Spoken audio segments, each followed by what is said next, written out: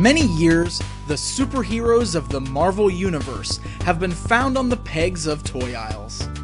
Even today, they remain to be some of the most popular toy lines to both collectors and kids alike. But before there were Marvel Legends and the 3 3/4 inch Marvel Universe figures, there was a toy line that assisted in introducing many children to one of the most popular teams in comic book history. And that line was Toy Biz's Uncanny X-Men. Toy Biz's X-Men toy line hit store shelves in 1991. I immediately found myself drawn to these figures upon seeing them in the store. Since these figures were released before their hit cartoon series, this is how I really learned of the X-Men. In fact, these figures are what got me to start buying comic books in the first place. Once seeing the toys, I had to learn all about the X-Men. The initial wave included 9 figures, 2 playsets, and 2 vehicles. And that is where we're going to focus on today. The original series that kicked off a hugely successful line of action figures that would last for many years to come. The first wave of figures included 9 characters, 6 members of the X-Men, and 3 villains. The designs of the figures were all based off of the costumes the characters were currently seen wearing in the comics at the time. While the actual sculpt on these figures wasn't exactly the best, especially by today's standards, at the time they were really just fun toys. So let's take a look at each figure on an individual level. We'll kick things off with the very first X-Men figure I ever owned, Nightcrawler. Nightcrawler included a sword and had a really cool posable tail. Now, the one thing I have always found awkward about this figure are the suction cups. He included one on his left hand and another on his right knee. Of course, this was meant so you could recreate his climbing abilities. The only problem was that the suction cups weren't that good, and distracted from the overall look of the figure.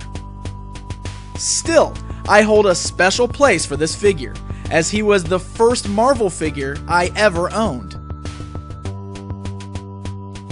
Cyclops was released wearing his X-Factor uniform, complete with the classic skull cap covering his hair. He had a switch on his back that, when pressed, enabled a light-up feature to simulate his optic blast. This light had a tendency to burn out rather quickly on a lot of figures, and there is no way to change the battery once it's dead. He also included this goofy-looking accessory that supposedly is a Cerebro computer. I never liked it, so when I played with my figures, he just never used it.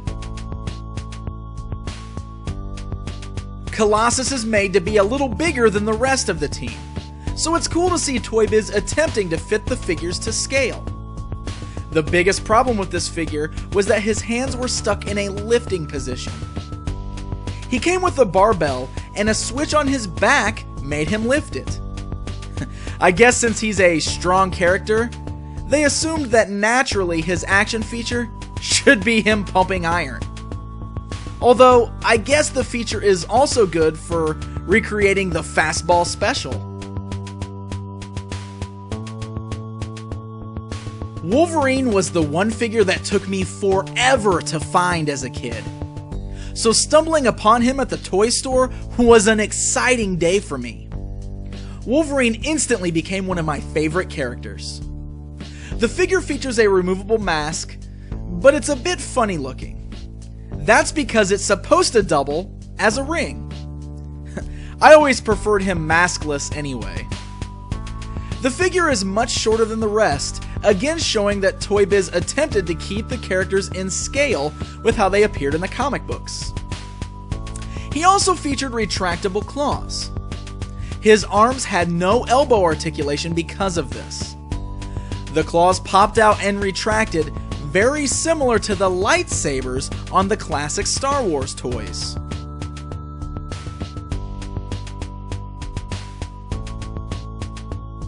Arcangel came in his blue and pink costume.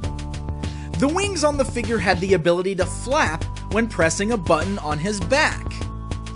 They also featured tiny missiles in the corner of each wing. The missiles didn't really fire though. The best you could do is flick them out with your finger.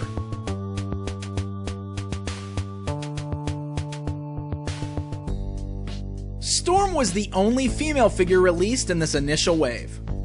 Toy companies always had a hard time with releasing females because the boys that the toys were marketed to had little interest in adding a girl to their collection.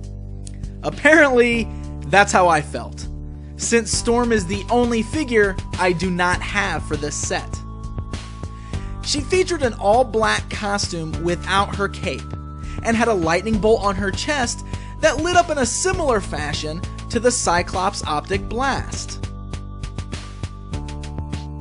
Juggernaut was a decent-looking figure, as long as you looked at him from the front. For some reason, he was just really flat.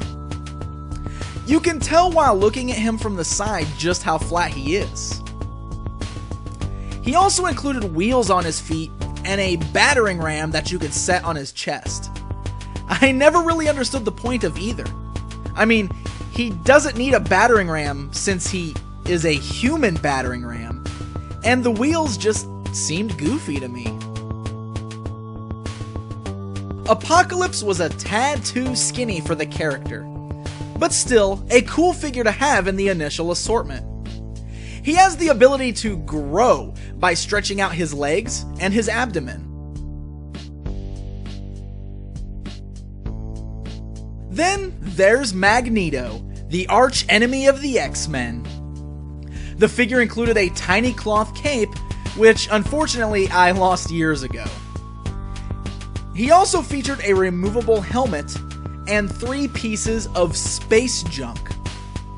The cool thing about this figure is that his action feature actually fits with his power. He has small magnets in his chest and his hands. Small pieces of metal on the space junk allow him to magnetically hold on to them. The Danger Room playsets released were actually pretty neat. Wolverine's combat cave had a place to stand the figure and featured a small joystick to control him. Using the joystick, you could have Wolverine battle it out with a training robot, slice through a Magneto stand-up, or even knock down a brick wall.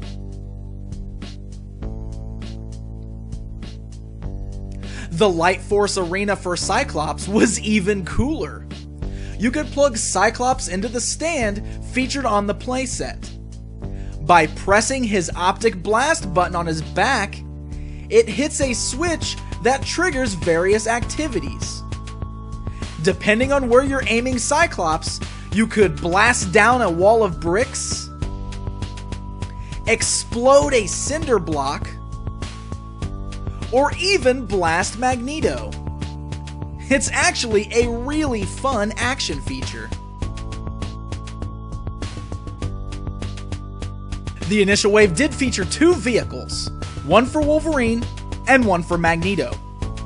Both were rather silly looking, really, and probably the one part of the initial line of toys that I would consider to be a low point. I can't say I ever recall seeing Magneto drive around in this ugly car.